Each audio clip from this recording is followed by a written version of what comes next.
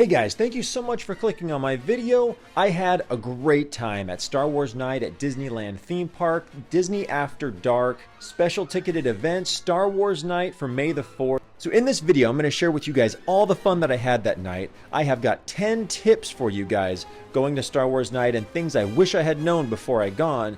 Don't go anywhere, let's have some fun.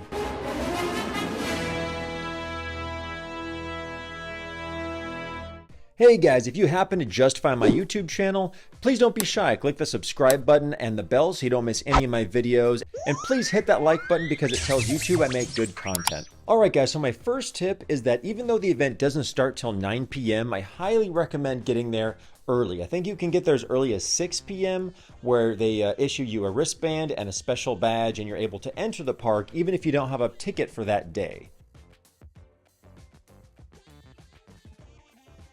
But a huge tip that's going to help you all night long is travel with a group of friends or family. That some of you may not be interested in taking pictures with these characters or those characters, so splitting up and dividing and conquering and kind of helping each other with different lines is really going to help you cover a lot more territory and get a lot more done. A couple of friends that I have to thank for helping me with a couple of lines. Sent from Disneyland, you can check out his podcast from anywhere that they stream podcasts. And of course, my good friend Disneyland Nurse, who has a huge Instagram following and is just getting back into YouTube. And Food at Disneyland is totally crushing it. Make sure to go see his channel on the gram. So not only coming with a group is going to be way more fun than going solo. Hey, maybe mom's going to go pick up the food while you guys finish like high-fiving Darth Maul. And working together really helps you get a lot more done because this night goes by really fast. And there is so much to do and see and eat. It's crazy. Yeah, I know having friends kind of holding your spot in line is kind of maybe considered cheating a little bit. But hey, hate the game, not the player. You know what I'm saying?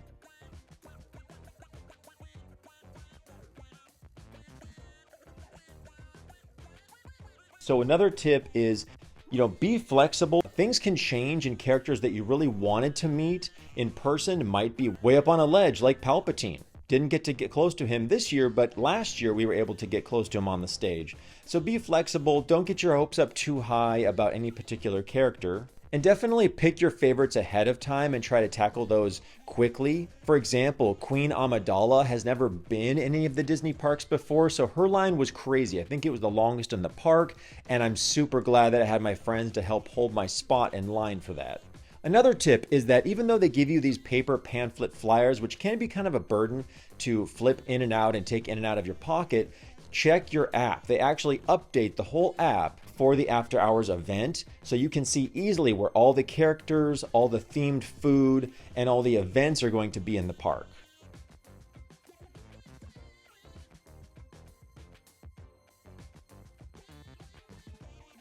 Now, I know it's really tempting that the first thing you think of is that there's a whole lot less people in the park, so that means there'll be no wait for like the Millennium Falcon or Star Tours, but I'm telling you guys, you could do that the day before or the day after. So my tip is don't go on any of the rides during the event, just focus on the themed treats you can only get on that night of the entire year, and meeting all of the fun, officially licensed Disney Star Wars characters that you can't see really any other time of the year. Darth Maul, C-3PO, Ewoks, Jawas, all of them. Focus on seeing those and also the really fun events they have going on, like the Lightsaber meetup, the March of the First Order. There's a parade of fandom where you take a picture in front of the castle. And they even have what's called a Lightsaber Masters class for all the Padawans learning their first lightsaber skills. Going to those events really makes the event feel really well-rounded, and I highly recommend it.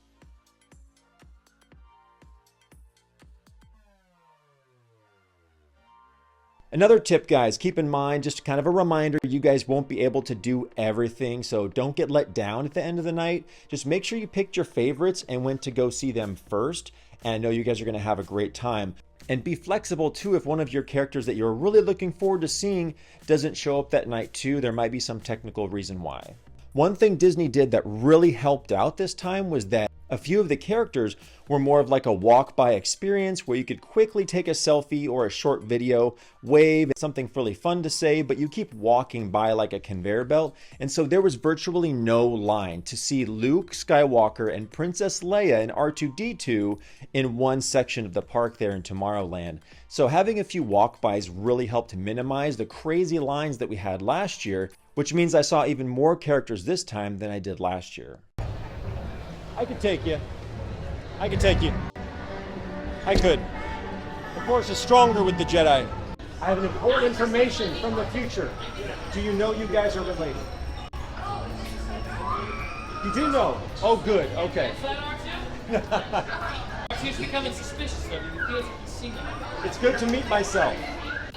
Tempted to Jedi minds is what a Jedi. Guys, right this way, You didn't fall for it. Forward, please. Hey, Dad. I still can't join you. It's good to see you, though.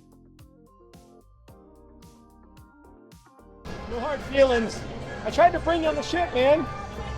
And another tip is expect surprises. That Anakin Skywalker totally surprised everybody and came out with Queen Amidala after I met her. What a bummer. I could have gotten to meet both of them. That they also didn't mention in the pamphlet Luke Skywalker was going to be there in the park either. So expect some fun surprises. So one tip I want to share with you guys, that you're going to be really tempted to wear the full-on cosplay boots with your Jedi outfits.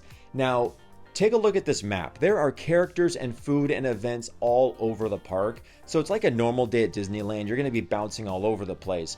And a lot of those cosplay boots don't have good arch supports. So you may want to consider finding some more cheaper looking versions of boot covers and just throwing on your sneakers. It's really dark there at night. People can barely even see that you're a Jedi. So I would consider wearing more comfortable shoes so your feet are not wrecked for the rest of your trip. And that's my last tip is, again, don't go on a ride that you've been on like 50 times.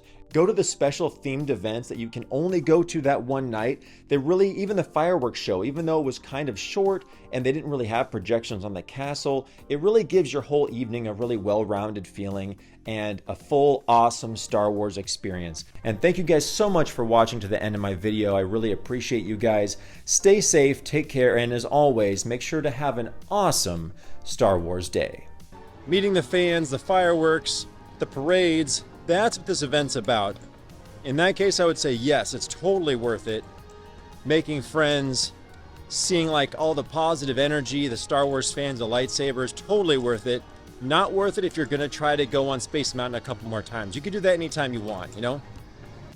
Everyone, for the resistance! Activate your sabers!